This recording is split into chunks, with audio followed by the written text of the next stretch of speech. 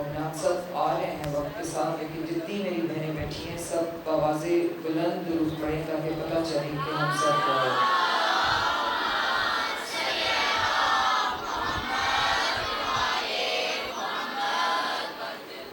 اعوذ باللہ من الشیطان الرجیم، بسم اللہ الرحمن الرحیم، الحمدللہ رب العالمین، الصلاة والسلام علی سیدنا و مولانا ابو القاسم محمد۔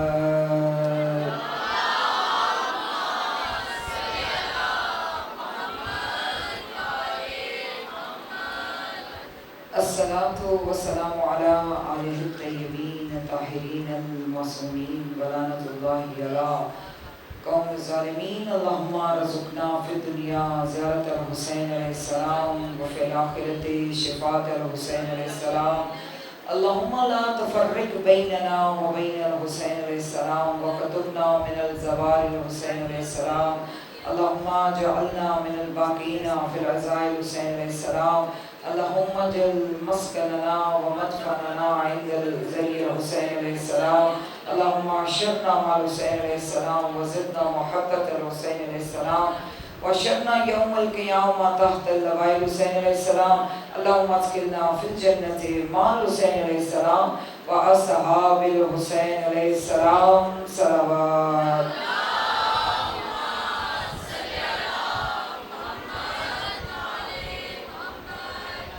بسم اللہ الرحمن الرحیم، واشرقت الارض بنور ربہا ووضع الکتاب وجیء بالنبیین وشہداء وقضی بینہم بالحق وہم لا یظلمون۔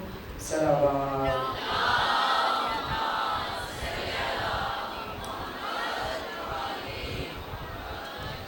مومنات، آپ کے سامنے سورہ زمر کی آیت نمبر 69 میں نے تلاوت کی ہے، اور یہی آیت انشاءاللہ پورے عشرے میں موضوع سخن رہے گی، کیونکہ آج پہلا دن ہے، اس لیے کوشش کروں گی آسان ترین الفاظ میں آج تعارف ہو جائے۔ جس موضوع پر ہماری گفتگو جاری رہے گی، ہمارا موضوع سخن رہے گا عقیدہ رجت اور ظہور امام زمان علیہ السلام۔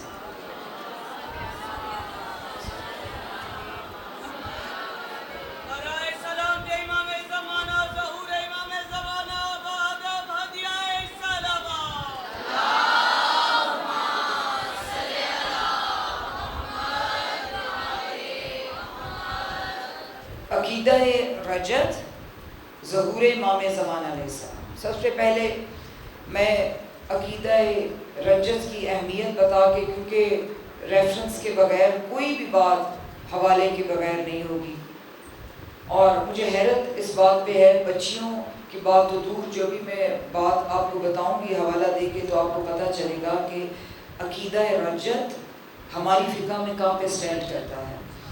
بحار الانوار جلد نمبر 12 صفحہ نمبر 630 پر بحوالہ من لا یعذر الفقیہ، پھر حوالہ صفحہ نمبر 429 پر یہ روایت درج ہے کہ امام جعفر صادق علیہ السلام نے فرمایا،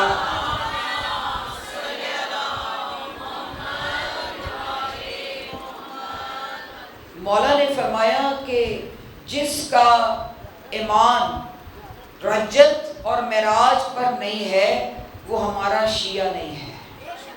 میں نے حوالہ کتنا بڑا دے دیا ہے، جا کے آپ کھول کے پڑھ سکتی ہیں، اور کتاب کا معیار کیا ہے، اور جو فرمان والی ہستی ہے یہ کلنا محمد ہے، جو ہماری شریعت کے بانی ہے۔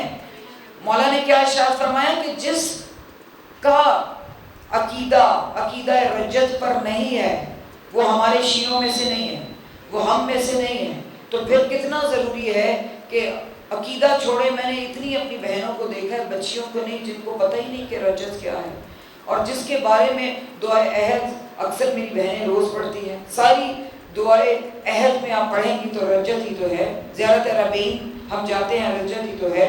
زیارت مولا ابوالفضل ہم جاتے ہیں، اس میں بھی رجت کا تذکرہ ہے۔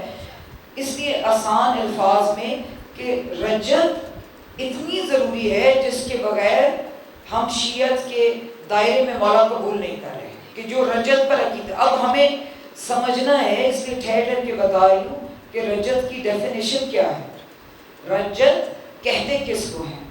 رجت کے لفظی معنی ہے پلٹنا، رجت کے لفظی معنی ہے لوٹنا، رجت کے اصطلاحی معنی اگر دیکھے جائیں تو قیامت سے پہلے، بڑی قیامت سے پہلے چھوٹا حشر، قیامت سے پہلے مردوں کا قبروں سے اٹھنا، اس کو کہتے ہیں رجت۔ اور جو آیت میں نے آپ کے سامنے تلاوت کی ہے، ایک لفظ کا ترجمہ، اس میں اللہ نے ایک دن کا تذکرہ کیا ہے۔ اللہ فرما رہا ہے وَأَشْرَقَتِ الْأَرْضُ بِنُورِ رَبِّهَا، ایک دن زمین اپنے رب کے نور سے منور ہو جائے گی۔ ایک دن کا تذکرہ، ایک دن زمین اپنے رب کے نور سے منور ہو جائے گی، کتاب رکھ دی جائے گی، نبیوں کو بلایا جائے گا، شہداء کو بلایا جائے گا، اور ان کے درمیان حق کا فیصلہ ہوگا اور ان پہ ظلم نہیں کیا جائے گا۔ اب اس لیے میں ٹھہر ٹھہر کے بتا رہی ہوں، یہ آیت جس میں کہ اللہ نے مینشن کیا ہے کہ دو گروہوں کو بلایا جائے گا، نبیوں کو بلایا جائے گا، شہداء کو بلایا جائے گا، اور یہ دن جو ہے یہ روز محشر نہیں ہے، یہ روز قیامت نہیں ہے۔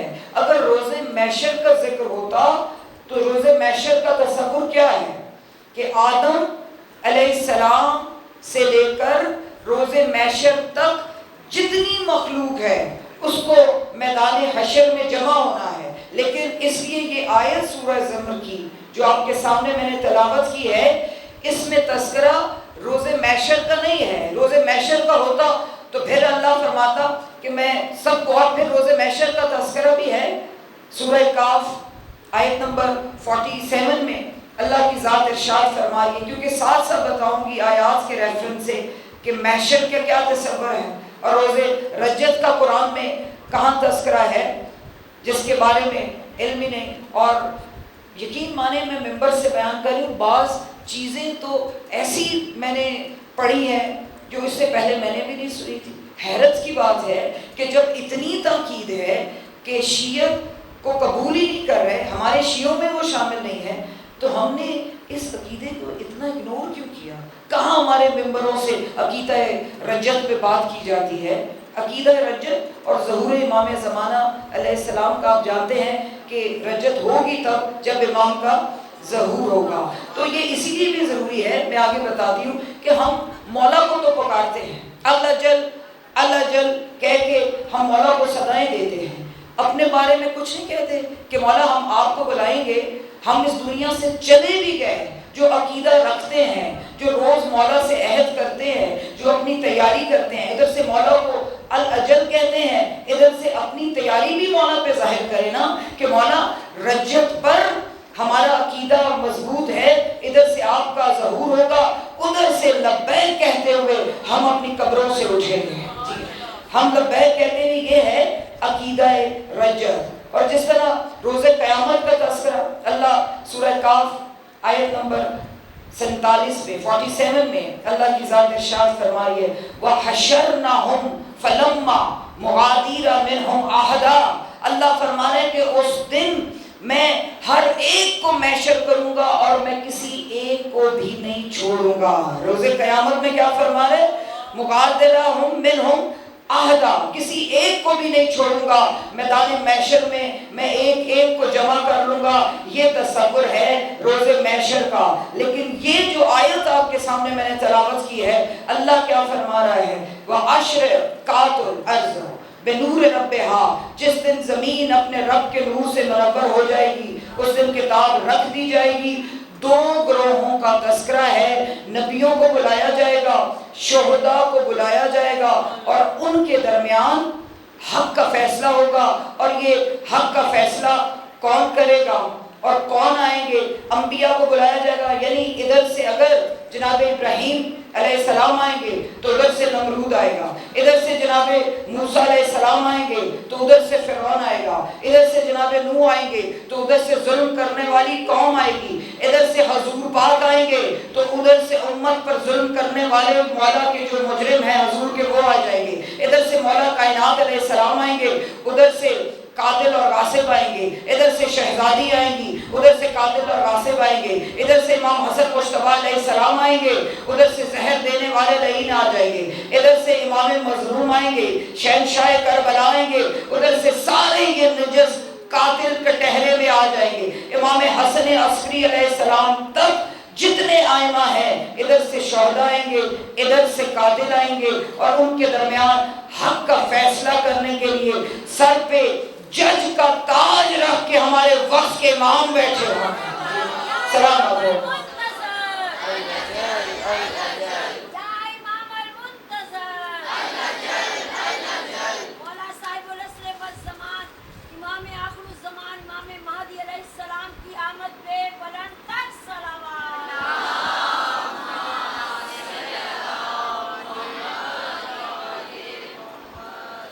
اس لیے فرمایا کہ ادھر سے انبیاء آئیں گے، ادھر سے شہداء آئیں گے، اور ہمارے وقت کے امام جج بن کے منبر پہ فیصلہ کریں گے۔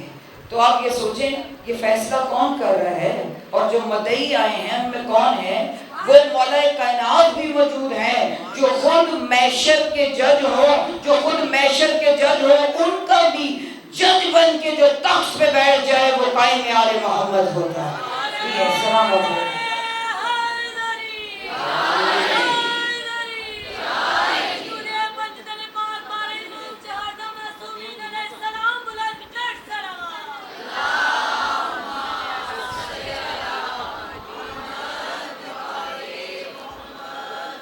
اس لیے ہم درود پڑھتے ہیں، اور پھر حکم بھی ہے کہ آپ پڑھا کریں اللہم صلی علی محمد وعلی محمد وعجل فرجہم۔ ہم ہر اب لازم ہے ہم پہ کہ ہم درود کے ساتھ دعا یہ مانگیں، لیکن آپ کو پتہ ہے ہم دعا مانگتے ہیں، فرج کی دعا مانگتے ہیں۔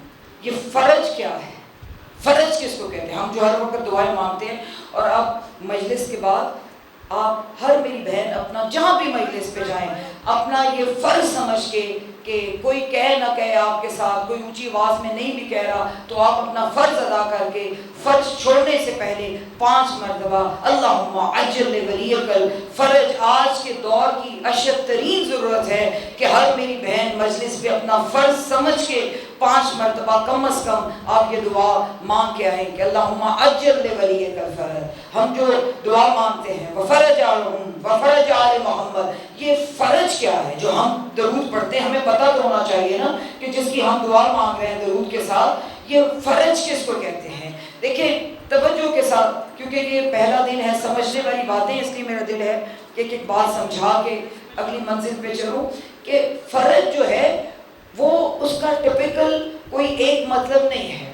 فرج کہتے ہیں جب اللہ کا نظام ہر طرف ہوگا، جب شریعت محمدی کا، اللہ کا نظام کا بول بالا ہوگا، جب قرآن کا نظام نافذ ہوگا، توجہ، جب لا الہ الا اللہ محمد رسول اللہ کے ساتھ بلا فصل جب علی ولی اللہ کا راج ہوگا، اس دور کو فرج کہتے ہیں۔ تو ہم دعا کرتے ہیں کہ یا اللہ جلدی ہمارے امام کو اس دور میں اور ہمیں بھی داخل کر، وہ ہمارا دور آئے کہ ہم دیکھیں چاروں طرف فضاؤں میں لا الہ الا اللہ محمد رسول اللہ کے ساتھ بلا فصل علی ولی اللہ ہوئے۔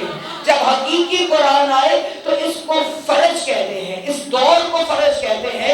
تو جب بھی آپ درود پڑھیں تو آپ کے ذہنوں میں فرج کا مطلب ہو کہ ہم یہ دعا کر رہے ہیں کہ یا اللہ ہمیں جلدی سے، ہمیں اور ہمارے امام کو اس دور میں داخل کر۔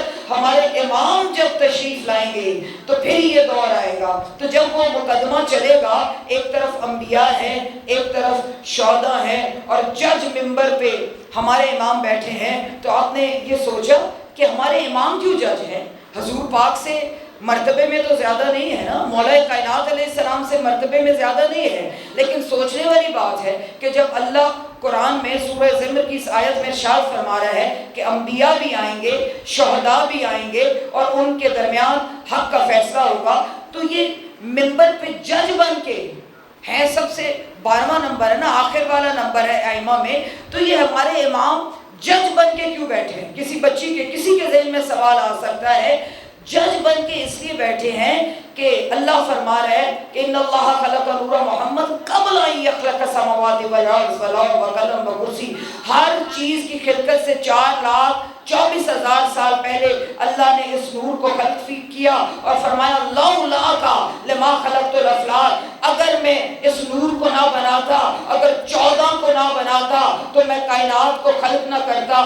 کائنات کے وجود کی وجہ یعنی کائنات قائم ہے آج 14 کی وجہ سے، توجہ، سارا عرش فرش لوح قلم کرسی جن ملک فرشتے کل کائنات قائم ہے تو 14 کی وجہ سے، یہ 14 قائم ہے تو قائم آل محمد کی وجہ سے، یہ 14 قائم ہے تو قائم آل محمد کی وجہ سے۔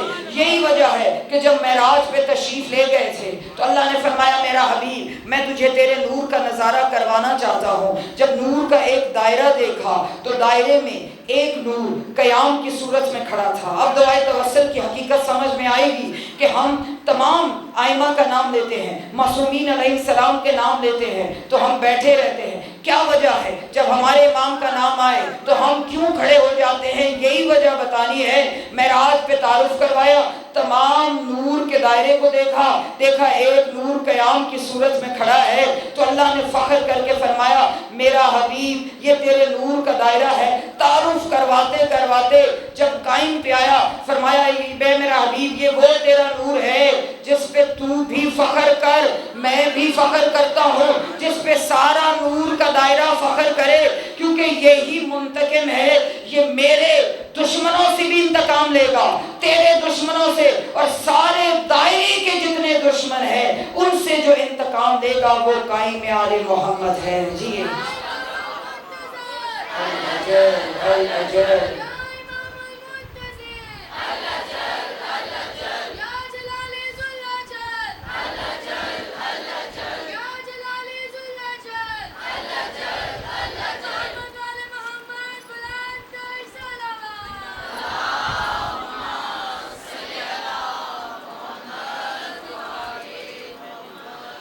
اس لیے قائم میں آل محمد کا شرف جو ہے یہ کلنا محمد ہے، یہ سارے کے سارے محمد ہیں، لیکن ان میں سے جو قائم لقب ملا ہے وہ صرف ہمارے امام کو ملا ہے۔ یہی وجہ ہے کہ قیام کی صورت میں وہ ہیں اور یہی وجہ ہے کہ جج بن کے ممبر پہ ہمارے امام بیٹھے ہیں اور فیصلہ جو بھی کرنا ہے شہداء کا انبیاء کا تو وہ ہمارے وصف کے امام نے فیصلہ کرنا ہے۔ اور پھر آپ دیکھیں کہ جب ہمارے امام کا ظہور ہوگا کعبے کی چھت پہ، جب ظہور ہوگا، جب سلسلہ چلے گا بیعت پہ، تو آپ جانتے ہیں نا کہ بیعت کا جب سلسلہ چلے گا سب سے پہلے جو ہمارے امام کی بیعت کریں گے وہ جناب جبرائیل امین ہیں۔ جبرائیل امین سب سے پہلے بیعت کریں گے اور بیعت کر کے کیا بتائیں گے؟ پہلے اس در پہ میں آتا رہا، میں چکیاں چلاتا رہا، میں جھولے جھولاتا رہا، ممبر کی ضمانت سے کہہ رہی ہوں آج سے پہلے جناب جبرائیل امین اس گھر کے خادم تو تھے، بیعت کے انتظار میں تھے کہ جب قائم آل محمد آئے تو جبرائیل ان کی بیعت کرے۔ پہلی بیعت جناب جبرائیل کر کے زمانے کو یہ دعوت دیں گے، زمانے والوں دیکھو جس کا مقتدی ایسا ہو اس کا امام کیا ہوگا، اس کا آقا کیا ہوگا۔ جبرائیل امین کے اگر میں اختیار بتانے لگوں تو اس کے لیے علیحدہ سے ہی مجالس چاہیے نا، صرف 2 الفاظ میں بتانے لگی ہوں۔ یہ وہ جبرائیل امین ہے جو جس جگہ پہ ہے ہم الجل پکارتے ہیں اس یقین کے ساتھ کہ جہاں خدا کا وجود ہے وہاں ہمارے زمانے کے امام کی حاضری ہے، شاہی ہے ہمارے وقت کے امام کی۔ اسی لیے یہی وجہ ہے جبرائیل امین جب جناب یوسف علیہ السلام کو ان کے بھائیوں نے کنویں میں پھینک رہے تھے، بڑی مشہور بات ہے آپ جانتے ہیں، کنویں میں پھینک رہے تھے، وقفہ اتنا تھا کنویں میں لٹکا دیا، صرف چھوڑنے کی دیر تھی کہ اللہ نے فرمایا یا جبرائیل ادرک یوسفا، اے جبرائیل یوسف کو بچا۔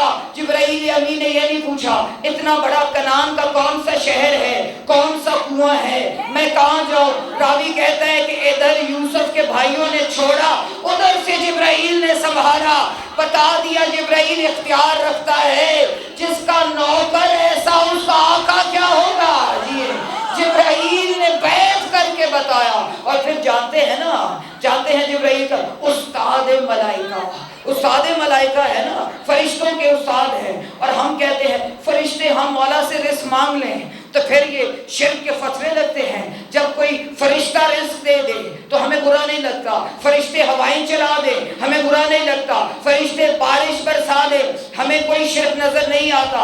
اسی لیے اللہ نے بتایا یہ عام فرشتے ہیں، ان کا استاد جبریل ہے، اور انہی فرشتوں کو در سیدہ پہ بھیک منگوا کے بتایا یہ رزق بانٹتے ہیں، لیتے ہیں در سیدہ سے۔ جی یہ اذن بانٹتے ہیں، ہوائیں چلاتے ہیں، تو اذن دینے والی ہستیاں در زہرا پہ ہیں۔ جی سلامت ہے۔ اسی لیے یہی وجہ ہے کہ پہلی بحث جو میرے پاک امام کی آ کے کریں گے وہ جناب جبرائیل امی ہوں گے، اور پھر جب کعبے کی چھت پہ میرے مولا اعلان کریں گے، میرے مولا اپنا تعارف کروائیں گے، اپنا تعارف لوگ کہیں گے یہ کون سی ہستی آ گئی، تو جو میرے مولا نے اپنا پہلا تعارف کروایا ہے، میرے مولا تمام مجمع کو مخاطب ہو کے فرمائیں گے کعبے کی چھت کو ممبر بنایا ہے۔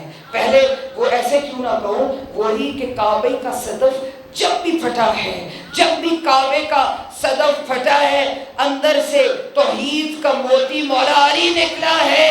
کعبے کے صدف سے بتا دیا کہ وہی بیج جو کعبے کے اندر لگایا تھا آج وہ تناور درخت بن کے کعبے کی چھت پہ آ گیا ہے۔ جی کعبے کی چھت پہ آ گیا۔ کعبے کی چھت پہ میرے مولا تمام لوگوں کو مخاطب ہو کے فرمائیں گے کہ یا معاشر الخلائق الا من ارادہ ای ینظرا آدم و شہیسا فہل انا ذا آدم و شہیسا الا ومن ارادہ ای ینظرا نوحا و ولدہ ساما انا ومن آدم و ساما و نوحا و ساما الا من ارادہ ای ینظر ابراہیم و اسماعیل انا ومن ارادہ ابراہیم و اسماعیل الا من ارادہ ای ینظر موسیٰ و یوشع انا ومن موسیٰ و یوشع الا من ارادہ ای ینظر عیسیٰ و شمعون انا فعیسیٰ و شمعون الا ومن ارادہ ای ینظر محمد صلی اللہ علیہ وسلم والی وانا محمد صلی اللہ علیہ وسلم والی الا من ارادہ ای ینظر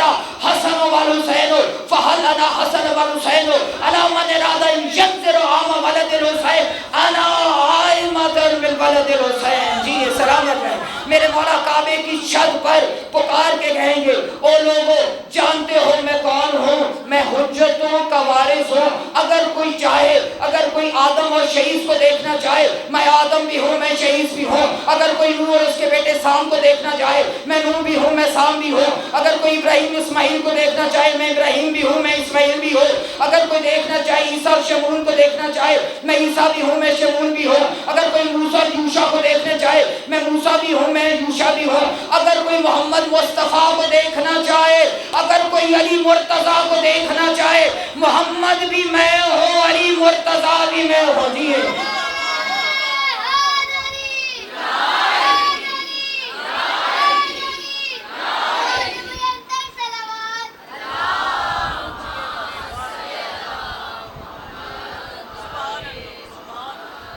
اگر کوئی محمد مصطفیٰ کو، اگر کوئی علی مرتضیٰ کو دیکھنا چاہے محمد بھی میں ہوں، علی بھی میں ہوں، اگر کوئی حسن حسین علیہ السلام کو دیکھنا چاہے حسن بھی میں ہوں، حسین بھی میں ہوں، اور اگر کوئی دیکھنا چاہے 9 حسین کے بیٹوں کو تو ان کی ساری شجاعتیں مجھ میں شامل ہیں۔ ذرا غور کریں گی تو میرا وعدہ ہے، ایمان تازہ ہے ہوگا۔ مولا کیا ہمیں بتانا چاہتے؟ کل حجتیں آدم علیہ السلام سے لے کر جناب عیسیٰ تک امامت کا سلسلہ پہلے امام المتقین سے لے کے 11ویں امام تک کل نبوتوں کل حجتوں کا خلاصہ میں ہوں۔ دوسرے الفاظ میں مولا زمانے کو بتانا چاہتے ہیں جتنی صفات اللہ نے علیحدہ علیحدہ دی ہے او زمانے والوں مجھے دیکھو، صفت اللہ میں ہوں، نجی اللہ میں ہوں، خلیل اللہ میں ہوں، کلیم اللہ میں ہوں، روح اللہ میں ہوں، اللہ کا محبوب محمد مصطفیٰ میں ہوں، کائنات کا مشکل کشا علی مرتضیٰ میں ہوں، اللہ کے حسن کا نظارہ حسن میں ہوں، اللہ کے کرم کا نظارہ حسین میں ہوں، اللہ کی عبادتوں کے زینت زین العابدین میں ہوں، مجھے دیکھو، اللہ کے علم کے سینے کو چیرنے والا باقر علوم میں ہوں، اللہ کی صداقتوں کا پیکر جعفر صادق میں ہوں، اللہ کے قسم کا مظہر موسیٰ کاظم میں ہوں، اور جب اللہ نے اپنی ساری رضاؤں کو سمیٹ کے ایک پیکر دیا مجھے دیکھو میں اکیلا رضا ہوں، میں آج کا رضا ہوں۔ اور جب اللہ نے اپنی تقوی کا مظہر بتایا، اسے تقوی کا مظہر میں ہوں، اس کی نقاوت کا مظہر میں ہوں، اور اللہ کی ساری ہیبتوں کو اگر دیکھنا چاہتے ہو تو مجھے دیکھو، حسن عسکری میں ہوں، اور وہ اللہ ہو کے بھی نظر نہیں آتا، ساری زندگی اس کی غیبتوں کا مظہر قائم آل محمد۔ جی سلامت ہے۔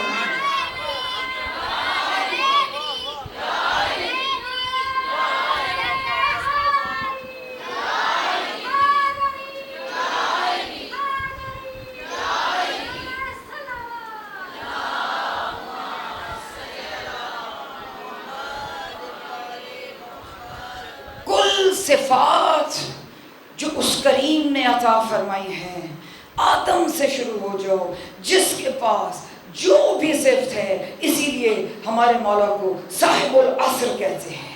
صاحب العصر، اس ایک لفظ پہ بات کرنی ہو تو پورا گھنٹہ ہی چاہیے، تفصیلاً اگر ایک ایک بات بتائی جاؤں، لیکن یہی وجہ ہے جو مولا نے اپنا تعارف کروایا ہے نا، اسی کی بنیاد پر مولا کو لقب ملا ہے صاحب العصر۔ عصر نکلا ہے اسیر سے۔ اسیر کہتے ہیں عربی میں، کئی جو میری بہنیں جاتی رہتی ہیں، اکثر کربلا جاتی ہیں، عربی سے واقف ہیں، تو اسیر جو جوس کے ہو نا، اوپر اسیر لکھا ہوتا ہے، یعنی سیب کا اسیر، کسی چیز کا نچوڑ کو اسیر کہتے ہیں، نچوڑ کو اسیر سے نکلا ہے صاحب العصر۔ اللہ نے ہمیں سمجھایا ہے، یاد رکھو، آدم کا، نوح کا، ابراہیم کا، عیسیٰ کا، موسیٰ کا، میرے علی کا، میرے حبیب کا، تمام انبیاء کی عظمتوں کا، طاقتوں کا، بلندیوں کا، قوتوں کا جب نچوڑ نکالا تو وہ صاحب العصر بن گیا۔ جی کل عظمتوں کا، کل طاقتوں کا، کل نبوتوں کا، کل امامتوں کا نچوڑ ہے قائم آل محمد۔ یہی وجہ ہے کہ آج محشر کے جج کا بھی جج بن کے میرے پاک امام تخت پہ، جی ہیں سلامت رہیں، تخت پہ ہمارے امام بیٹھے ہیں اور شاہی کر کے زمانے کو بتا رہے ہیں کہ اللہ نے کل کی کل شاہیاں ہمیں عطا فرمائی ہے۔ یہی وجہ ہے کہ آگے جائیں اور دیکھیں کوئی نبی کیوں نہیں آیا، نبی بھی تو اللہ کی حجتیں ہیں نا، جناب آدم کوئی کم تو نہیں ہے، فرشتوں نے سجدہ کیا ہے، کوئی تو ایسی بیچ میں خاصیت ہے نا کہ اللہ نے فرشتوں کو سجدے میں جھکا دیا، تو پھر آدم کو کیوں نہیں یہ شرف ملا کہ وہ جج بن جائیں؟ جناب نوح نجات کی کشتی بنا لی اور یہ سمبل بنا دیا کہ جو جو اس کشتی پہ شامل ہوگا اس کے لیے نجات ہے، کوئی کم تو نہیں ہے نا یہ نبوت۔ وجہ کیا ہے کہ ہمارے امام کو ہی کیوں اللہ نے منتخب کیا ہے جج کے لیے، اور آئمہ کو زیادہ شرف کیوں حاصل ہے؟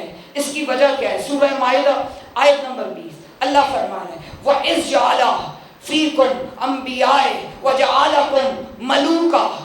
اللہ فرما رہے ہیں میں نے تم میں سے انبیاء بنائے اور تم میں سے ہی میں نے بادشاہ بنائے، تم میں سے انبیاء بنائے، تم میں سے ہی بادشاہ بنائے۔ اور تفسیر میں حوالہ بحار الانوار میں صفحہ نمبر 541 پر جب ہمارے چھٹے امام سے پوچھا گیا کہ مولا یہ انبیاء کون ہیں، کون کون سے انبیاء؟ فرمایا انبیاء سارے ہی ہیں، جناب ابراہیم، جناب اسماعیل اور ان کی ذریت انبیاء ہے۔ تو سائل نے کہا کہ یبنا رسول اللہ یہ بادشاہ کون ہے؟ توجہ کریں گی میرا وعدہ ایمان تازہ ہوگا، حوالہ میں نے آپ کے سامنے بتا دیا ہے کہ مولا یہ بادشاہ کون ہے؟ فرمایا یہ بادشاہ ہم ہیں، یہ ہم امام ہیں، ہم 14 کو اللہ نے بادشاہی عطا فرمائی ہے۔ تو پھر سائل نے سوال کیا مولا یہ کون سی بادشاہی ہے جو اللہ نے آپ کو آئمہ کو عطا فرمائی ہے؟ فرمایا یہ بادشاہی جنت کی بادشاہی ہے اور روز رجت حکومت کی شہنشاہی۔ روز رجت ہر طرف ہماری بادشاہی ہے، روز رجت ہر طرف ہماری بادشاہی ہوگی، ہماری شاہی ہوگی۔ اللہ یہاں پہ تذکرہ جو بادشاہی کا کر رہا ہے وہ ہماری شاہی ہے۔ کل کائنات میں آپ جانتے ہیں کہ جب رجت ہوگی، جب ہمارے امام تشریف لائیں گے تو سب کہیں گے، آپ جانتے ہیں کہ اس وقت کیا مقام ہوگا، شیر اور بکری ایک ہی گھاٹ میں پانی پیئیں گے، ہر طرف علی ولی اللہ کی صداؤں کا پرچار ہوگا۔ یہی وجہ ہے کہ ہمارے امام اسی لیے ہی بادشاہ بن کے منبر پہ بیٹھے ہیں اور فیصلہ حق کا جو ہے وہ ہمارے وقت کے امام کر رہے ہیں، وقت کے امام کر رہے ہیں۔ اب جب مقدمہ چلے گا آپ غور کریں گے انشاءاللہ جب آج کی مجلس میں آخری نتیجہ نکلے گا کہ یہ مقدمہ کس پہ چلا۔ پہلے حجت سے لے کے آخری حجت تک 14 پہلے سے لے کے آخری تک یہ مقدمہ ایک ہی تھا جو چلا ہے اور اس کا نتیجہ نکلا ہے۔ انشاءاللہ آگے اس بات پہ بات ہوگی کہ یہ اصل میں کانفلکٹ کیا ہے۔ یہ کربلا کے ایام ہے نا، تو کربلا میں کانفلکٹ کیا تھا، کربلا میں لڑائی کیا تھی۔ آپ دیکھیں دونوں طرف ہی لا الہ الا اللہ ادھر بھی ادھر بھی، محمد رسول اللہ ادھر بھی ہو رہا ہے ادھر بھی ہو رہا ہے۔ آپ جانتے ہیں نا کہ اللہ نے اسی وجہ سے 14 میں سے امام کو شاہی دی، کیونکہ جب سائل نے سوال کیا تھا کہ مولا یہ آپ کو بادشاہی کیوں دی، مولا نے فرمایا اس لیے کہ ہم اللہ کے سفیر ہیں۔ اللہ کے سفیر کا مطلب کیا ہوتا ہے؟ سفیر اس کو کہتے ہیں جو کسی کی عقل کا عکاس ہو، جو کسی کی عقل کی ترجمانی کرے، وہ اس کا سفیر ہے۔ تو مولا فرما رہے ہیں ہم اللہ کے سفیر ہیں، ہم بجائے توحید ہے۔ سفیر وہ ہوتا ہے جو قائم مقام ہو، کسی ملک کا بادشاہ کہیں نہ جا سکتا ہو تو پھر وہ اپنی جگہ جس کو بادشاہ بنا کے بھیجے کہ میں جا نہیں سکتا، میرے سارے کے سارے اختیارات، میری ساری کی ساری بلندیاں لے کے تم چلے جاؤ، دیکھنے میں تم لگو لیکن جلوے توحید کے ظاہر ہوتے رہے، نظر تم آتے رہو جلوے میرے نظر آتے رہے، اختیار تم چلاؤ قدرتیں میری جھلتے رہے۔ اس لیے یہ ہیں اللہ کے سفیر، یہ ہیں اللہ کی عقل، اللہ کے ارادوں کو ظاہر کرنے والے۔ یہ ساری ہستیاں اللہ کی سفیر ہیں اور ان کا سفیر ہے امام حسین علیہ السلام۔ امام حسین علیہ السلام ان سب کے سفیر ہیں۔ اور مجھے بتائیں انبیاء کیسے امام حسین کی سوچ کو پہنچ سکتے ہیں؟ انبیاء امام حسین کی عقل کو جان سکتے ہیں؟ کیوں؟ جناب آدم جو ہے، زیارت وارثہ پڑھتی ہے نا، جناب آدم جو ہے وہ ورثہ ہیں، امام حسین وارث ہیں۔ وارث کی عقل کو کون جان سکتا ہے؟ اسی لیے جناب آدم بھی ورثہ ہیں، جناب نوح بھی ورثہ ہیں، جناب ابراہیم بھی ورثہ ہمارے امام وارث ہیں، جناب موسیٰ بھی ورثہ ہیں ہمارے امام وارث ہیں، جناب عیسیٰ بھی ورثہ ہے، توجہ ہمارے امام وارث ہیں، پاک حبیب اللہ بھی ورثہ ہیں اور وارث ہمارے امام ہیں، پاک محمد مصطفیٰ بھی ورثہ، علی مرتضیٰ بھی ورثہ ہے، حسین وارث ہیں، انبیاء کے وارث مولا حسین ہے، حبیب خدا کے وارث امام حسین ہے، علی مرتضیٰ کے وارث امام حسین ہے۔ اب ساری وراثتوں کو اپنے اندر سمیٹ کے مولا حسین جب خود ورثہ بن جائیں تو وارث قائم آل محمد، جی وارث قائم آل محمد ہے۔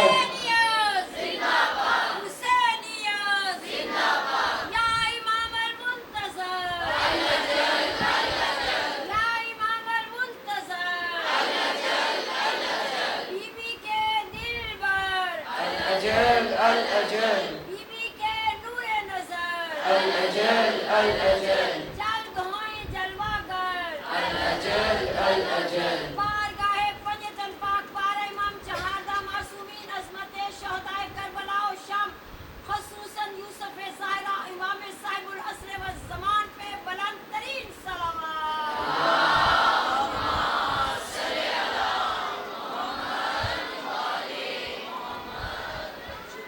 اس لیے اس کریم نے ان کی عظمتوں کو واضح کیا ہے کہ تمام نبوتوں کے وارث، زیارت وارثہ میری بہنیں روز پڑھتی ہیں، نبیوں کے وارث امام حسین علیہ السلام ہیں، حضور کے نانا کے وارث امام حسین علیہ السلام، کائنات کے مشکل کشا مولا علی مرتضیٰ علیہ السلام کے وارث امام حسین علیہ السلام ہیں۔ جب ساری وراثتوں کو اپنے اندر سمیٹ لیا تو پھر خود ورثہ بن گئے، وارث ہمارے وقت کے امام بن گئے۔ اور جب وارث کا ظہور ہوگا اور وارث کے ہاتھ میں جو علم ہوگا اس پہ تحریر کیا ہوگی؟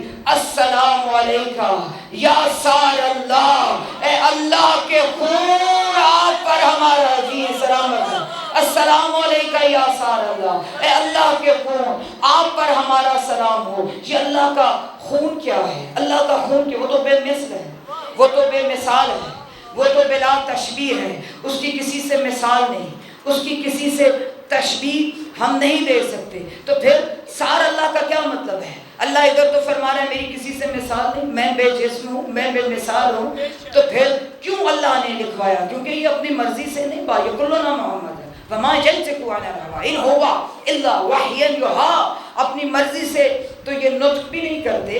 تو یہ سار اللہ کیوں لکھایا؟ اب آپ زیارت پڑھتی ہیں انشاءاللہ ایمان تازہ ہوگا کہ سار اللہ کی تہ میں اللہ ہمیں کیا بتانا چاہتے ہیں، کیوں اللہ نے اپنا خون کا، اللہ ہمیں بتانا چاہ رہا ہے یہ حسین کا خون کرنا ایسے ہی ہے جیسے لا الہ الا اللہ کا خون کرنا ہے، حسین کو قتل کرنا ایسے ہی ہے جیسے توحید کا قتل ہے۔ اللہ نے ہر امام حسین کے عمل کو اپنے عمل سے تشریح دی ہے۔ پوری قرآن میں ممبر کی تحقیق سے کہہ رہی ہوں، کسی نبی کے عمل کو اللہ نے اپنے عمل سے مربوط نہیں کیا۔ یہ واحد گھرانہ ہے جن کے ہر عمل کو اللہ اپنی ذات سے مربوط کرتا ہے۔ آپ جانتے ہیں سورہ فتح میں ادھر بیعت حضور کی ہوئی، اللہ فرما رہا ہے ان الذین یبایعونک انما یبایعون اللہ ید اللہ فوق ایدیہم، میرا حبیب یہ تیری بیعت نہیں، ایسے ہی ہے کہ یہ اللہ کی بیعت ہے، اور ان ہاتھوں پر جو سب سے اوپر ہاتھ ہے وہ اللہ کا ہاتھ ہے۔ جی وہ اللہ کا ہاتھ ہے۔ آپ تاریخ پڑھ لیں، قرآن پڑھ لیں، کسی نبی کے عمل کو اللہ نے اپنے عمل سے مربوط نہیں کیا۔ یہ واحد گھرانہ ہے جن کے ہر عمل سے اللہ نے اپنے عمل، اور جو اللہ نے سورہ فتح گھر جا کے پڑھے، اللہ فرمائے ید اللہ فوق ایدیہم، یا اللہ تو تو بے مثل ہے، تو تو بے مثال ہے، تو ہاتھ نہیں رکھتا۔ اس آیت کی تفسیر پڑھ لیں، واقعہ پڑھ لیں، یہ کب واقعہ ہوا؟ جب بیعت رضوان ہو رہی تھی، نیچے نبوت کا ہاتھ تھا، درمیان میں امت کا ہاتھ، آخر میں فرمایا کن یا علی کھڑے ہو جائیں۔ سب سے اوپر جب مولا کا ہاتھ آیا، آیت آگے ید اللہ فوق ایدیہم، ان ہاتھوں پر جو سب سے اوپر ہاتھ ہے۔ جی سلامت ہے مولا کو۔ اور میں اکثر جب یہ بات آ جائے نا تو میں اکثر یہ کہا کرتی ہوں، کہتے ہیں شیعہ غلو کرتے ہیں۔ آپ ذرا تہ میں تو جائیں، ہم نے یہ ہرگز نہیں کہا، میں ہر مجلس میں جہاں پہ آ جاؤں میں فرض سمجھ کے، ہو سکتا ہے کوئی بچی بیٹھی ہو جس کے ذہن میں یہ کانسیپٹ کلیئر نہ ہو، ہم ہرگز نہیں کہتے کہ یہ 5 انگلیوں والا ہاتھ، یا یہ صفت ہے۔ ہاتھ کی صفت کیا ہے؟ صفت کیا ہے؟ دینا۔ ہاتھ آپ کا ہے لیکن صفت ہے دینا۔ جب بھی آپ دیں گے آپ اپنے ہاتھ سے دیں گے۔ اللہ فرما رہا ہے یہ 14 میرے ہاتھ ہیں، تمہیں جب بھی ملے گا 14 سے ملے گا۔ اور پھر اس کی میں نے پڑھنا نہیں تھا، اس ممبر پہ میرا ہاتھ ہے، ادھر میری بات آ گئی تو میں روکوں گی بالکل نہیں۔ اور اللہ نے کیا ہمیں اس بات کا ثبوت نہیں دیا؟ مسجد نبی بھری ہوئی ہے، نماز ہو رہی ہے، آپ کا سب کا سنا ہوا واقعہ، ادھر آ گئی ہے تو روک نہیں، ممبر پہ ہاتھ ہے، میں نے یہ بیان نہیں کرنا تھا، لیکن پتہ نہیں آپ میں سے کس کی ایمانت ہے، کسی کے ذہن میں یہ سوال ہے تو بات میری زبان پہ آ گئی ہے۔ تو جب سائل نے آ کے سوال کیا تھا، سنی سنائی بات ہے، سائل نے سوال کیا، نماز جاری رہی۔ جب بندوں سے سوال کیا، نماز جاری رہی۔ جیسے ہی سائل نے سوال کو اللہ کی طرف موڑا، رکوع کی حالت میں میرے مولا نے ہاتھوں کو بڑھا دیا، انما ولیکم اللہ ورسولہ والذین آمنوا الذین یقیمون الصلاۃ ویؤتون الزکاۃ وہم راکعون کی آیت آ گئی۔ اللہ نے قیامت تک ہمیں سبق دے دیا۔ اب حق تھا نا کہ سائل نے سوال تو توجہ، سائل نے سوال تو اللہ کی طرف موڑا تھا، اب اللہ کا حق تھا جبرائیل جا ڈائریکٹ دے کے آ تاکہ قیامت تک سبق مل جائے۔ مانگو گے اللہ سے دے گا اللہ، اللہ نے ثابت کر دیا، مانگو گے اللہ سے ملے گا علی سے۔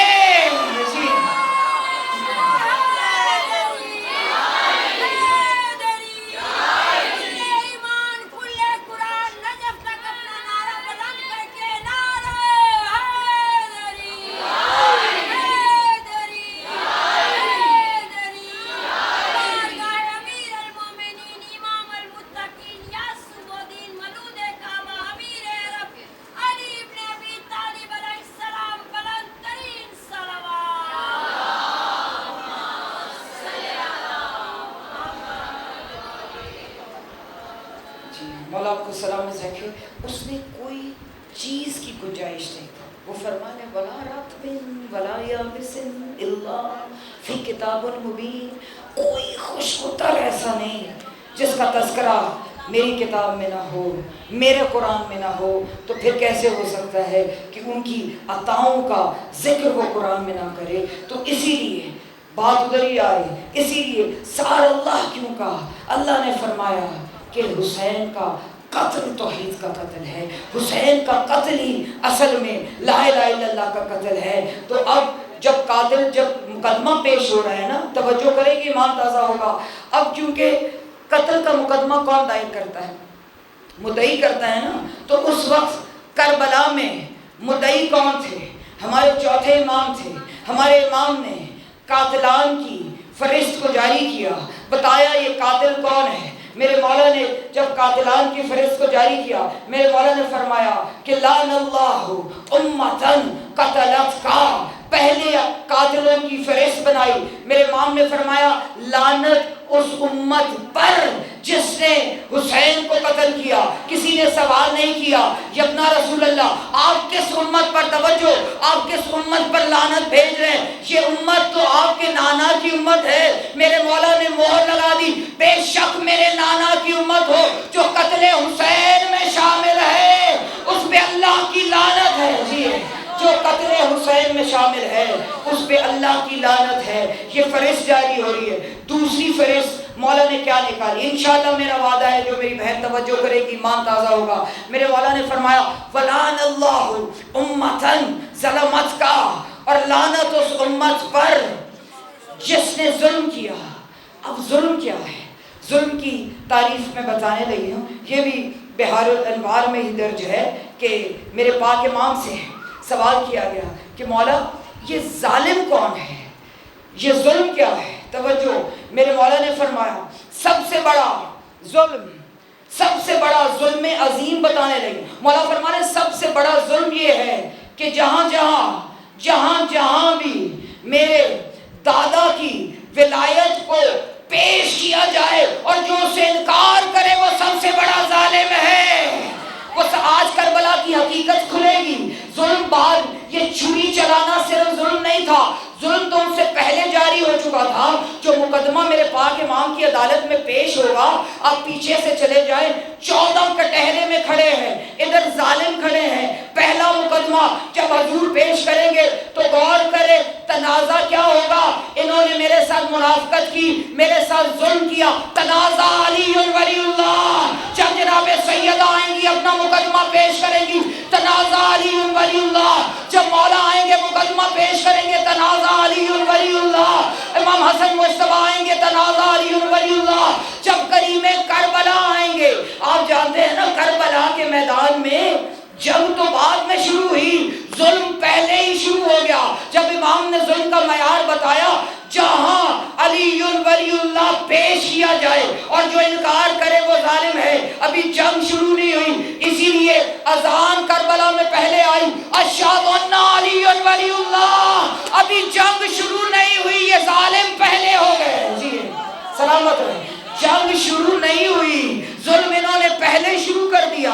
جہاں پہ علی ولی اللہ کا اعلان ہو اور جو انکار کرے، مولا فرما رہے ہیں وہ سب سے بڑا ظالم ہے. تو ظلم تو تب شروع ہو گیا. آپ توجہ کریں گی نا، ادھر بھی قرآن ہو رہا ہے، ادھر بھی قرآن ہو رہا ہے، ادھر بھی تلاوتیں ہو رہی ہیں، ادھر بھی تلاوتیں ہو رہی ہیں، ادھر بھی نمازیں ہو رہی ہیں، ادھر بھی نمازیں ہو رہی ہیں، ادھر بھی تہجد ہو رہی ہے، ادھر بھی تہجد ہو رہی ہے، ادھر بھی حافظ قرآن ہے، ادھر بھی حافظ قرآن ہے، ادھر بھی لا الہ الا اللہ ہے، ادھر بھی لا الہ الا اللہ ہے، ادھر بھی محمد رسول اللہ ہے، ادھر بھی محمد رسول اللہ. تو ظلم کی بنیاد علی ولی اللہ ہے. جی قیامت تک. اور جب مقدمہ چلے گا، مقدمے کی اصل علی ولی اللہ ہے. جی اور آج جب ہم ضرور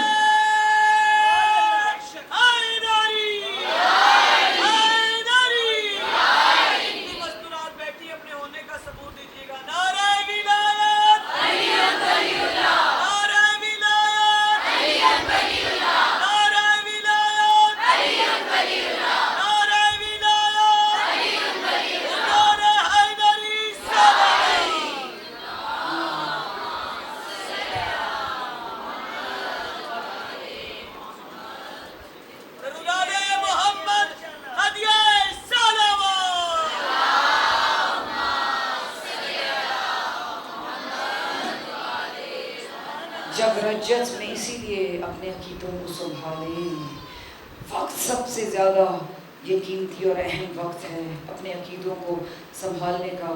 ذرا گھر جا کے اس بات پہ غور ضرور کیجیے گا کہ جب مقدمہ پیش ہوگا رجت میں، ہمارے امام جب جج بنیں گے تو 14 کے جو مقدمے درج ہوں گے، ہر ایک کا مقدمہ علی ولی اللہ کا مقدمہ ہے. اور کربلا میں بھی جو جنگ کی بنیاد تھی وہ علی ولی اللہ کی بنیاد تھی. اور جانتے ہیں نا کہ ایک مدعی میں ایک شہزادی بھی تو شامل ہے. اور پھر بس میں بات ختم کرنے لگی ہوں کہ ہماری 4 سال کی شہزادی نے بھی تو اسی بات کی کعبہ کے ذہن میں گواہی دی تھی نا.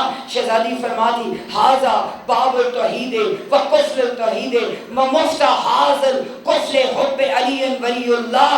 میری شہزادی نے فرمایا تھا او لوگو جانتے ہو یہ میرا بابا حسین کون ہے؟ تمہیں اس کا تعارف ہے؟ یہ میرا بابا توحید کا دروازہ ہے، یہ اللہ کا دروازہ ہے. اگر اللہ سے ملنا چاہتے ہو تو پھر ادھر سے آؤ. اگر یہ ماں کا فینا، اگر یہ دروازہ بند ہو گیا تو پھر اللہ کو ڈھونڈتے پھرو گے. اللہ کہاں ہے؟ اللہ کا دروازہ باب اللہ میرا بابا حسین ہے. اور بات کو یہاں پہ ختم نہیں کیا. میری شہزادی فرماتی ہے کہ انا حاذا قفل توحید و مفتاح حاضر قفل حب علی ولی اللہ. میری شہزادی فرماتی ہے میرا بابا صرف توحید کا دروازہ نہیں، میرا بابا توحید کا تالا ہے. توجہ بس آخری منزل پہ آ گئی. میرا بابا توحید کا تالا ہے. تالا کھلے گا تو اللہ کے پاس جاؤ گے نا. اور آج وہ سارے زمانہ سن لے جو کہتا ہے ہم حسین والے ہیں، ہم حسین والے ہیں، ہم بھی حسینی ہیں. میری شہزادی نے اعلان کر کے بتایا، مہر دے دی، حسینیت والا کون ہے؟ فرمایا میرا بابا توحید کا تالا ہے. ومفتاح حاضر قفل علی ولی اللہ، اور اس تالے کی چابی علی ولی اللہ ہے. خبردار ہر کوئی حسینی ہونے کا دعویٰ نہ کرے. جی سلامت ہے. ہر کوئی حسینی ہونے کا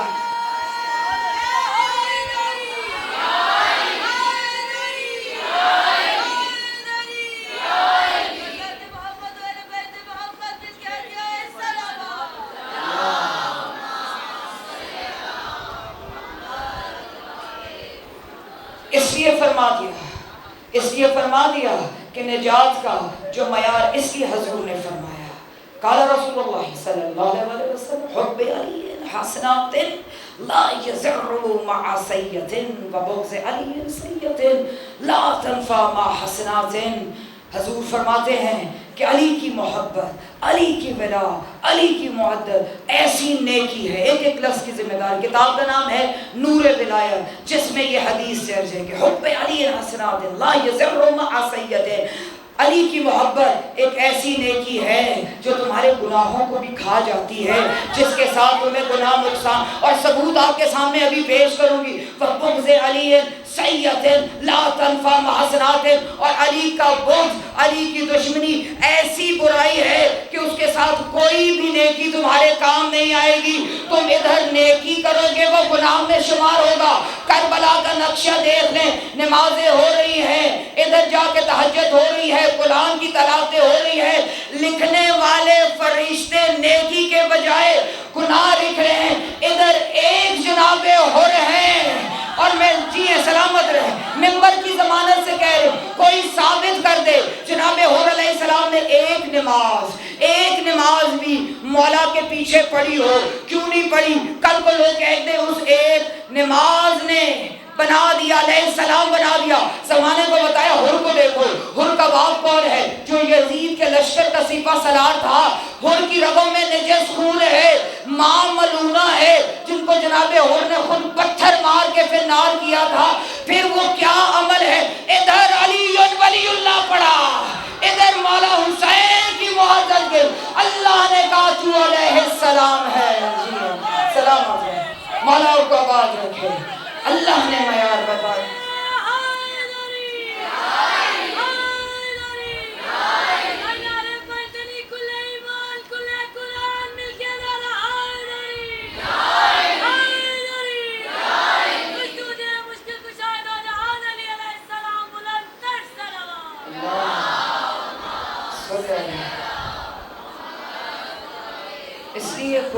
عظمت ہے، جتنا رش کریں واللہ آپ سب کے قدموں کو بھی میرے کروڑوں سلام ہے۔ اتنی آپ کی عظمتیں ہیں، اتنے فضائل ہیں کہ اگر آپ کو اپنی فضیلت کا پتہ چل جائے تو آپ خود پہ قربان ہو جائیں۔ ہر کسی کو اجازت نہیں ملتی اس صف پہ آ کے بیٹھنے کی۔ عزاداران حسین، میری شہزادی ارشاد فرماتی ہیں، حسین کوئی آئے یا نہ آئے، جب تیری صف بچھ جائے، ماں زخمی پہلو پہ ہاتھ رکھ کے، ماں ٹوٹی ہوئی پسلیوں پہ ہاتھ رکھ کے سب سے پہلے آ جاتی ہے۔ اس لیے دست بدستہ کہتی ہوں غیروں کی طرح نہ رویا کرو، کیونکہ یہ بی بی کا وعدہ ہے نا۔ میں نے بتانا نہیں تھا، اس ممبر پہ میرا ہاتھ ہے، آج پہلی مجلس ہے نا۔ بہت سال پہلے آپ نے میری ہر مجلس سنی ہے، مصائب سے پہلے میں الفاظ کہتی ہوں، حسین کوئی آئے یا نہ آئے، جب تیری صف بچھ جائے، ماں زخمی پہلو پہ ہاتھ رکھ کے سب سے پہلے آ جاتی ہے۔ مجھے اسی ممبر کی عظمت کی قسم ہے کہ میں نے ایک خواب میں دیکھا تھا کہ ایک مقام پر میں مجلس پڑھ رہی ہوں، حد نگاہ آگے میرا مجمع ہے، اس ممبر پہ ہاتھ ہے، میں نے کسی کا چہرہ نہیں دیکھا، سب کے چہرے سیاہ چادروں سے ڈھکے ہوئے تھے۔ جب میری آنکھ کھلی، میری زبان پر یہ الفاظ تھے، میں نے وعدہ کیا شہزادی جب تک نوکری کروں گی یہ پیغام آپ کی کنیزوں تک پہنچاؤں گی۔ یہ الفاظ میری زبان پہ تھے، حسین کوئی آئے یا نہ آئے، جب تیری صف بچھ جائے، ماں زخمی پہلو پہ ہاتھ رکھ کے، ہائے ماں ٹوٹی ہوئی پسلیوں پہ ہاتھ رکھ کے سب سے پہلے آ جاتی ہے۔ اس سے کہتی ہوں غیروں کی طرح نہ رویا کرو، محسوس کر کے رویا کرو، پتہ نہیں کس کے پہلو میں تخی پہلو پہ ہاتھ رکھ کے آئی بیٹھی ہے۔ کم از کم اتنا ہائے ہائے کر کے فرصت دیا کرو کہ تمہارے سروں پہ ہاتھ رکھ کے کہہ دے، او میرے غریب کو رونے والی، او میرے پردیسی کو رونے والی، اجرکم من اللہ۔ بسم اللہ۔ بی بی تمہاری ہائے کو قبول فرمائے۔ عزاداران حسین، یہ جو محرم کا چاند نظر آیا ہے نا، مدینہ والوں کو چاند دیکھنے کی ضرورت نہیں پڑتی تھی، اس گھر سے اتنی صدائیں، ایسا گریہ آل محمد کے گھر سے ہوتا کہ ایک سائل نے امام جعفر صادق علیہ السلام سے پوچھا کہ مولا یہ چاند دیکھتے ہی اتنا گریہ کیوں ہوتا ہے؟ مولا نے کہا کل آ جانا، اپنی عورتوں کو ساتھ لے آنا، اپنے 6 مہینے کے بچوں کو بھی جن کے ہو وہ ساتھ لے آنا، پھر میں تمہیں تفصیل بتاؤں گا۔ جب سارا مجمع اکٹھا ہو گیا، میرے مولا نے کہا ذرا 6 مہینے کا بچہ تو لاؤ۔ میرے مولا نے اس طرح کر کے دکھایا، کہا یہ ماں کو ماں نہیں بیٹھ سکتا، ہم اونچی اس لیے روتے ہیں، انہوں نے ہمارے 6 مہینے والے کو وہ تیر مارا جو گھوڑوں کو مارا جاتا ہے، اپنے جوان کو بلایا، کہا انہوں نے ہمارا فخر یوسف، اجرکم من اللہ۔ بسم اللہ۔ بڑی منظوری جو ہائے کر کے رو رہی ہو، بی بی تم سے راضی ہو کے جائیں۔ عزاداران حسین، میرے مولا نے فرمایا بتاؤ ہم کیوں آہو بکا کرتے ہیں؟ مسلمانوں تم نے شریعت کے تقاضوں کو توڑ دیا۔ شریعت کہتی ہے جب جانور کو ذبح کرو اس کو پانی پلاؤ، او مسلمانوں انہوں نے 3 دن پیاسا میرے دادا کو ذبح کیا، کہتے ہیں ایک جانور کے سامنے دوسرے جانور کو ذبح نہ کرو، اور ہم سے پوچھتے ہو ہم آہو بکا کیوں کرتے ہیں، ہم کیوں تڑپ کے روتے ہیں 4 سال کی بچی کے سامنے؟ بابا اجرکم من اللہ۔ بسم اللہ۔ بی بی تمہاری ہائے کو قبول فرما۔ بسم اللہ۔ آج پہلا پرسہ ہے نا، جب بھی میں پہلا پرسہ پڑھوں میں اس دن یہ پرسہ مخصوص ہے شہزادی کون ہے۔ آج اور مسائل نہیں، آج صرف تذکرہ ہوگا ماں اور بیٹے کا۔ نوحہ سنا ہے نا، ماں صدقے میرے حسین، آج ماں اور بیٹے کا مصائب ہے۔ کل روانگی پڑھوں گی، جب ماں کی تربت پہ آئے کہ اماں حسین کا آخری سلام، تربت ہلنے لگی، کہا تو نے سوچ بھی کیسے لیا میں تجھے اکیلا جانے دوں گی، پردے میں رہ کے تیرے ساتھ ساتھ چلوں گی۔ تاریخ گواہ ہے جب خیمے کربلا میں لگے پیچھے سے رونے کی صدائیں آتی تھی، واہ غربتا واہ حسینہ، ہائے او میرا غریب، ہائے او میرا مظلوم، اجرکم من اللہ، اجرکم من اللہ۔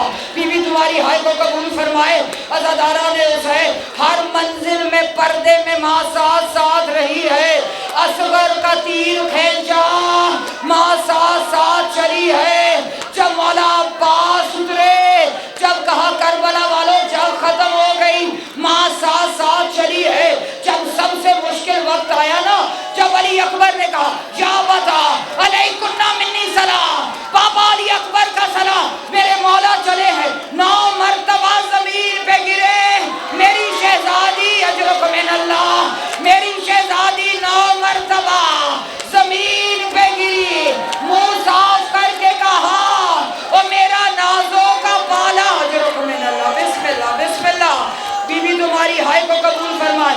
عزاداران حسین میرے مولا روایت کرتے ہیں کہ جب میں نے علی اکبر کی برچھی میں ہاتھ ڈالا، میں نے دیکھا 2 ہاتھ اکبر کے سینے پر، میں نے کہا کون ہے؟ وہ غربت میں مدد کرنے والا حسین تیری ماں، بسم اللہ، بڑی منظوری والی مجلس ہے، بی بی تمہاری ہائے کو قبول فرمائے۔ ہر منزل پہ ساتھ ساتھ چلی ہے، لیکن ایک موقع آ گیا، ہماری شہزادی کو آرام سے چلنا نہیں بلکہ تیز چھوڑنا پڑا۔ اب مجھ سے سوال کرے وہ کون سا موقع ہے؟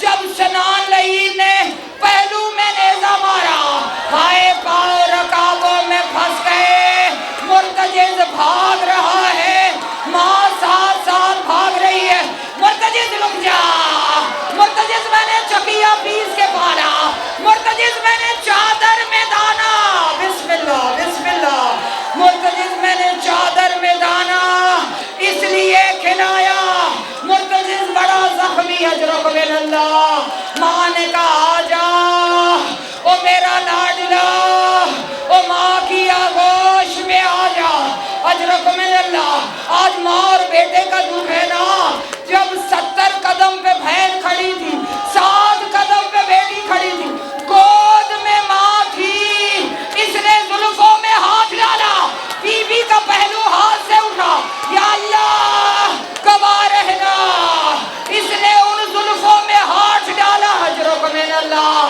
ادھر سے خنجر چل رہا تھا، رو کے کہتی تھی یا اللہ او